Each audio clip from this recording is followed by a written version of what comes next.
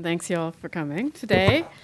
This is a great organization, Pew. I was delighted to join them as an advisor, and I think as you just heard from Phyllis's introduction, they combine solid research and focused advocacy, which is a very nice combination. And I found them to be a great ally when I was in office, and I'm delighted to be on board now, and especially under Phyllis's leadership. So I first came to know Pew at this event that Phyllis mentioned in 2011. My colleagues and I came to an event that was called Leading by Example, How Energy Innovation is Strengthening America's Military. So why did Pew think this was a good topic?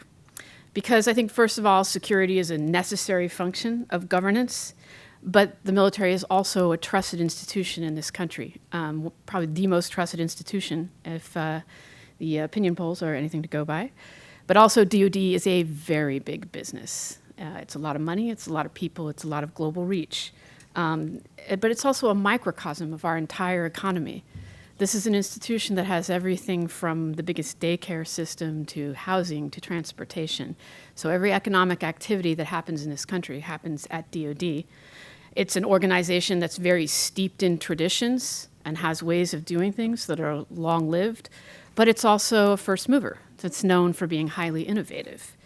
And then, of course, finally, it's a very big energy consumer. As a single institution, the biggest in the country, probably in the world. So it has compelling reasons to reduce, to diversify, and to innovate. So it made this a really good institution for Pew to look at and for the institution itself to look at these issues. Those reasons haven't changed, even if some of the players have, all of the players to some degree. So we're coming up on 4 years, 5 years since we did this event. It's a good time to revisit.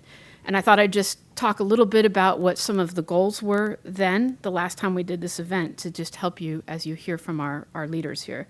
The Air Force, they were all about reduce demand, increase supply, and change the culture. They said they were going to have a 10% reduction in petroleum use by 2015, a 25% increase in renewable energy use at facilities. The Navy had a $4 billion plan to promote energy security in the Navy, a great green fleet to deploy in 2016. That was efficiency, nuclear, and biofuels. And by 2020, at least 40% of all Navy energy would come from alternative energy. I think Jackie Fantasil at the time called it a fundamentally different paradigm for energy.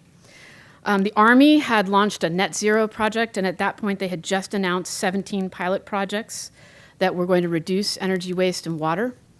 Dorothy Robine, who's here today, had some great, terrific, ambitious goals to reduce energy intensity by 30% by 2015 over a 2003 baseline, 15% of DoD energy by alternative and renewables by this year, 2015, and reduction of greenhouse gases by 34% by 2020. Now, as for me, my goal was to work myself out of a job. So that worked really well. But seriously, though, my goal was to change the conversation, so that it wasn't just about saving money, it was also about military effectiveness and how you combine those two.